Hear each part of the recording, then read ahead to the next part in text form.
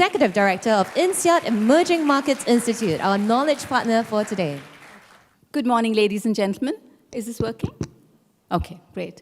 It's a real pleasure to be here with you today to talk on one of my absolute favorite subjects to talk about. I can become a bit boring because it's something I'm so passionate about, but it is really nice to be here. It's also my main research interest right now, and this is basically female corporate leadership. I focus on Asia, but I also look at other parts of the world. So we had Renu giving us a very inspirational starting address on how things are changing, the next generation of women leaders.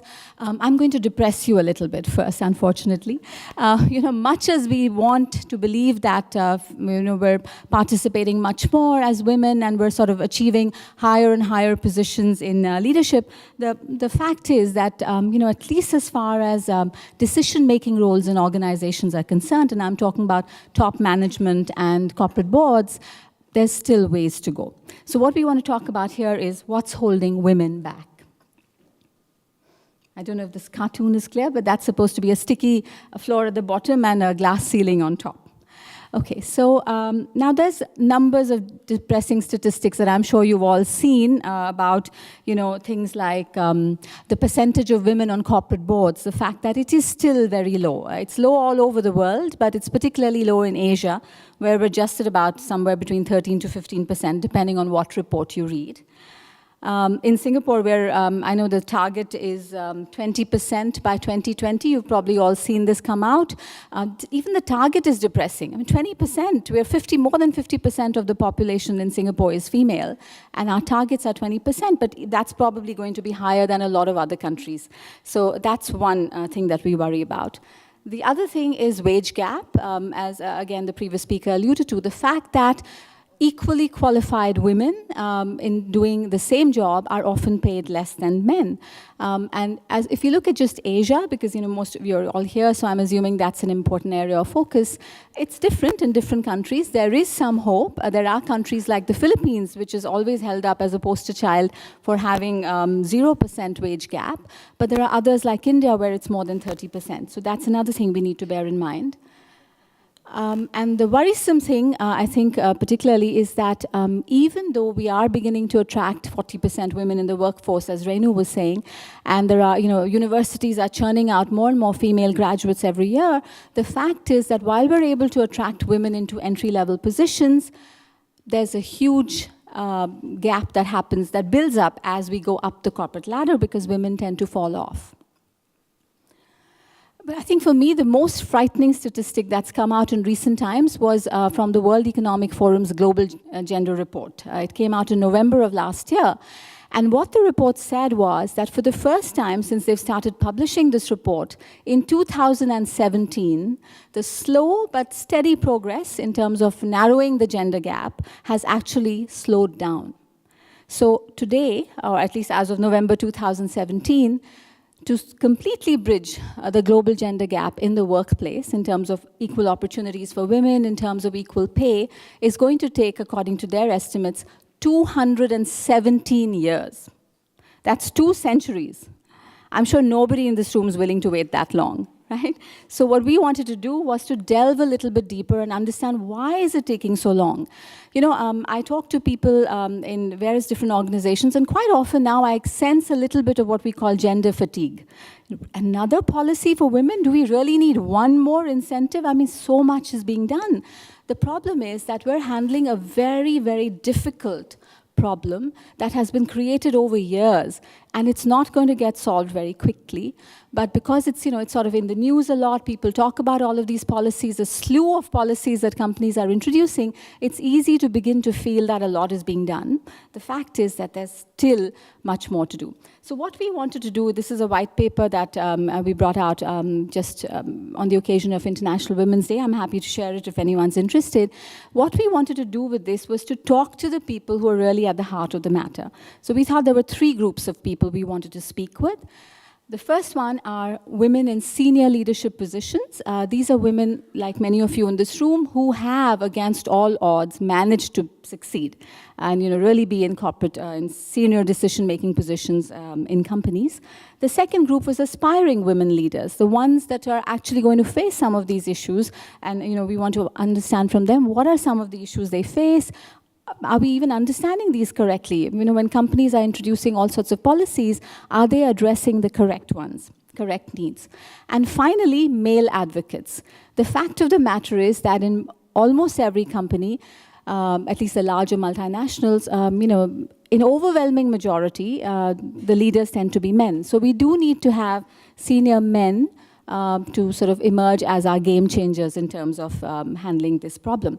So we spoke to these three groups of people, and we had a number of different findings, but I've tried to condense a 250-page report into a 30-page practitioner-friendly report that some of you might be interested in, and I want to just take you very quickly to some of the key findings. I should mention here that this was not a survey. This was created through interviews, often 4 or 5 hour long interviews. Men and women shared over sometimes more than a couple of interviews. So we really sat down and tried to delve deep to understand what's going wrong and what are some of the issues to remember. So first of all, we know this, but it's always important to understand gender disparity is a big problem in the Asian workplace. But what is more interesting is if you look at this slide closely, excuse me, most people felt that it's a big problem in Asia, it's a big problem in my industry, but my company's not so bad. Now, I don't know whether that's a good thing or a bad thing, or it's a little bit of the delusions that Renu was speaking about earlier. But the fact is, at least almost everybody agrees, it is a problem. Now, as Arvind was saying earlier, sort of overt discrimination is frowned upon. Almost every company has very serious zero-tolerance policies against those. But the danger is unconscious biases. You've all heard this term a lot, so I won't bother explaining it. But the problem with this is, the reason it's so dangerous is because always the perpetrator and even the victim many times doesn't realize that they're being biased against. But one of the women I spoke to used a term that I've started to like, which is, she said it's the unwanted well-wisher syndrome.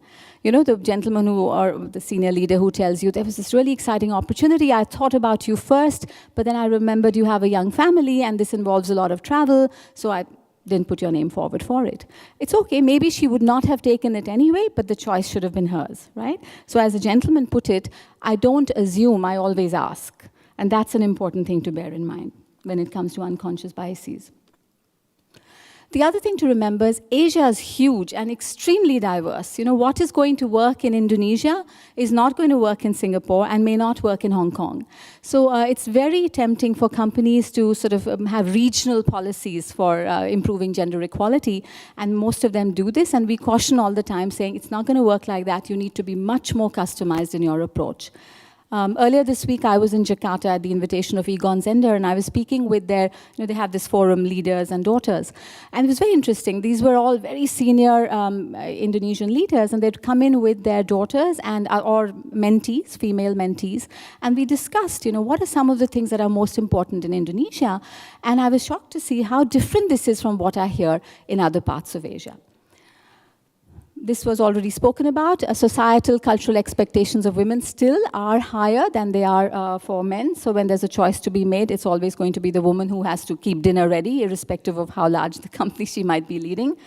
One good news, impact of technology. We have found that flexibility in the workplace in terms of venue, in terms of time, has been a huge game changer already in terms of keeping more women there. But I do always caution that, if it's only the women that you make these facilities available to, then there are too many hidden penalties and this will never work. It's only when the men take advantage of these facilities, of these policies, especially the senior male leaders, only then will this flexibility really become a game changer. Leader-manager relationships, this is just to say that women want their leaders to trust them, to trust their commitment. Just because I got married or I have a child doesn't mean that I've stopped being committed. And if you trust me, then I'm going to work harder to justify that. Women's networks. Now, most of your organizations probably have women's networks. Show of hands, do you have these, right? Some diversity cells, women's networks, gender-specific training, etc. The interesting thing was, it's not the content that seems to matter, but the networks do. So when I asked about what you remember from the last women-only training that you did, they may not remember what they learned in terms of content, but people did talk about the fact that, we're beginning to, I'm developing mentorship relationships, I'm talking to women who've had problems like ours, and so the Old Boys Network, which has been created over generations on the golf course or in the bar, this is one way of countering them, so don't knock this. This is an important one, so do continue to participate actively in those. Quotas. Now, you see, I work in education, so I can say anything. I don't have to be careful about what I say. I don't have clients who are going to frown upon me. So I will tell you that, honestly, when we spoke with these people in confidence, more than 70% of the women and over 40% of the men actually said that they've come to realize that quotas are essential. They use the term necessary evil. The fact is, what we're trying to counter is not an easy problem. We are looking for transformative change. You want to go from 1 or 2 women or no women on the board to 20, 30% representation of women. That's not going to happen without some very hard measures, right? And so accountability becomes very important, and quotas do that. Though they're not sustainable in the long run, that much I'll agree. Lots of training and development happening, but the fact is, does it really address needs that women have? So one of the things that came up was career planning. Young women always said that, the fact is, most of us are probably going to have some kind of family and might want to have children. It's important to sort of be pragmatic about planning around that. And some companies do it better than others. We spoke about, parental leave came up, many other such possibilities. So it's important to, when you have training and development, make sure it addresses real needs. Another thing that we've realized at INSEAD is leadership development. This needs to happen early in the career. If you're providing leadership training when a woman's already almost on leadership track, it's too late already. You've already lost a few potential leaders. So this needs to come in quite early. And of course, culture of change, zero tolerance to any kind of discrimination based on gender has to happen everywhere. And finally, in terms of our findings, so male advocates, as I said before, these are the game changers. These are the people who are in those leadership positions and will make change happen. Now, 2 emerging themes that I think are important are, first of all, the impact of generational change. For the first time in human history, we have multiple generations working together, because ages of retirement, lifespan, etc. has gone up. So we have, on the one hand, you might have veterans or traditionalists or different terms who sit on your board, who might be chairman emeritus. You have baby boomers, you have Gen X, many of you in this room. Gen Y, the much talked about millennials, and just as soon as we feel like we've understood the millennials, Generation Z is threatening to burst out of college and high school and come and take over your workforce. Now, when we have all of these generations working together, you have to become particularly careful because they have very different, beliefs. Just as one example, Generation Y and Z have relatively fewer biases, depending on many different studies that you can read up on. As compared to the more senior generations. So while quotas might just work with Gen X, you have to be very careful with Gen Z. Another thing to remember is that, even if your company is sort of targeting men, a lot of the younger men may not want to join your organization if they think that your company is not an equal opportunity employer. So you might lose out on both fronts if you're not careful about this one. And the second theme, and this is something that I think will resonate with a few gentlemen in the room, there was a concern that perhaps with all of these, gender-related measures that we've introduced, is the workplace becoming slightly hostile to men? In the sense that, I spoke to this one CEO who did one of my interviews. He said, I'm 56, I'm white, and clearly I'm a man. Is anyone interested in retaining me? And I empathize. The other thing that men worry about is what's okay to do in the workplace now. They ask questions like, so one of them said, my secretary's been trying to have a baby for years. And I realized that she's pregnant, and when she came into office after some leave, the first thing I wanted to do was to go up to her and congratulate her and give her a hug and say, it's worked out, congratulations. And he said, just as I was about to do that, suddenly I held back and said, oh my God, am I allowed to acknowledge that she's pregnant? Does this mean I'm paying too much attention to her physical appearance? So, I feel for the men, but honestly, not beyond a point. Okay. So what needs to change? So what's wrong? I mean, I think of it in terms of these three things. Lack of specificity. So many measures are being introduced, but are they specific in terms of the needs that they're trying to address? Are we being very careful about what each training program is trying to do? Second, lack of accountability. If heads don't roll when your targets for diversity are not met, the targets are useless, right? Somebody must lose a bonus if this is going to work. And finally, lack of diversity in assuming responsibility for this. As Arvind said earlier, diversity, gender diversity, or the lack thereof, is not a female problem. It's not the problem of any one gender. It impacts corporate profitability, so it impacts everyone across all levels and across all genders. So this is really important. And again, I work with the business school. We love our acronyms, so I'm going to say SAD. That's what's responsible for the sad state of affairs. So I always like to end with some recommendations. So for aspiring women leaders, of whom I see many in the audience, some things to remember. Be true to yourself. You absolutely don't have to become like men to succeed. That's the diversity we're looking for in terms of, higher EQ, greater sensitivity, and sorry again to the gentleman in the room, but it's true. And, other things, communication abilities, all of these things may be what makes you stand apart. And, there are other things that are good about men, but this is something you must stick with. Absolutely don't be afraid to ask for what's due. And do not tolerate any kind of sexism. It's a good time to be a woman, actually, because right now everybody's listening. You just mentioned the word discrimination because of gender, and everyone listens, right? So it's a good time. Optimize it. You've had it bad for so long. Women for women. Now, I don't know, does this resonate with the women in the room? Women bosses don't always make the best ones for other women. Yes, do you agree? And, we delved into why this might be the case. And this is probably because, women have had to work so hard to reach the positions that they've achieved that sometimes they're harder taskmasters. So what we're saying now to women is let's recognize this and accept it and say if we work harder for other women, it's going to help us too. So it's important to focus on that.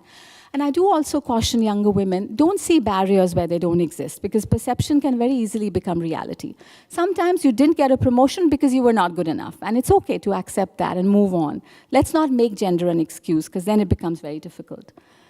Compensation is a big one, and I will mention this. I had a conversation with a CEO who said that he hired someone to be his deputy, and she was really good and very motivated, but after a few months he realized something was wrong. And when he asked her what happened, and she said, I love the company, I love my job, but I've come to realize that I'm probably paid much lower than what my predecessor in the role was paid, and he was a man.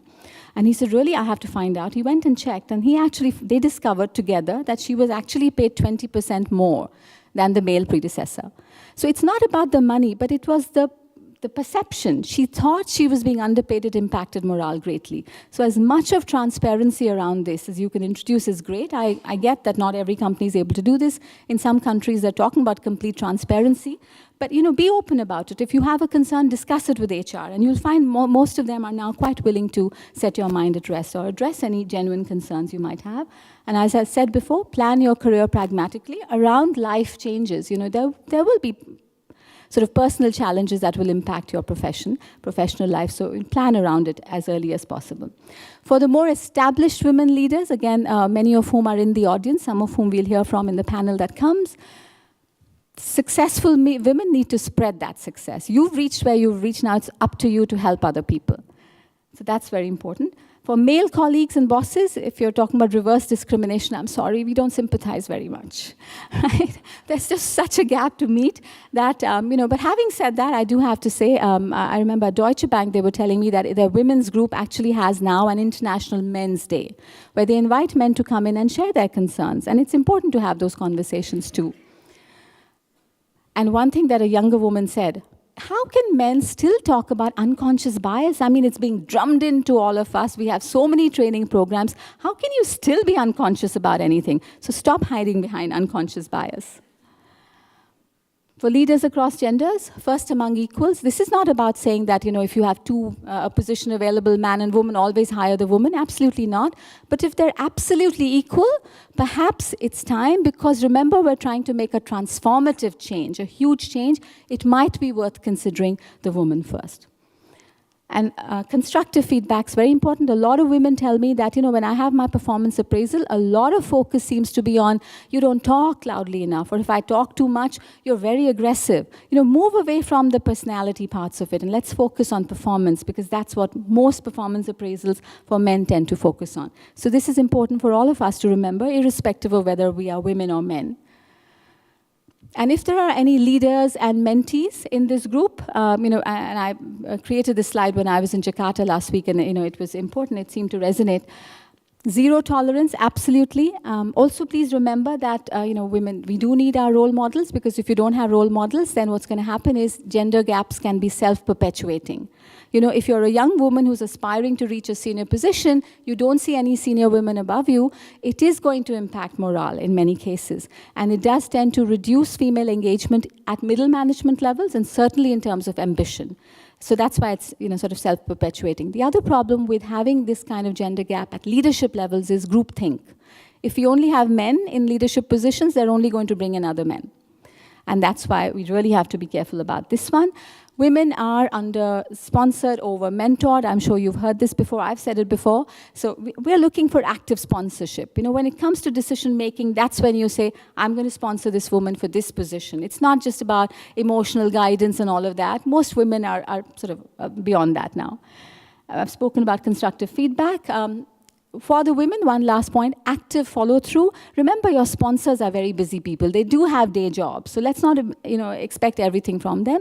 If they're providing you with some support and guidance, if there are opportunities that are coming up, grab them with both hands. You're here, that's the first step already. I'm going to end with the one quote at the bottom that I always end with. He's my favorite feminist. The one on top actually is from one of my interviewees for this last white paper, where she spoke about the fact that, and she's a very senior HR leader, global HR leader for a large multinational, and she said we need to change how we look at leaders. We need to change the definition of leaders that has evolved over the years. Right? Thank you so much for listening to me.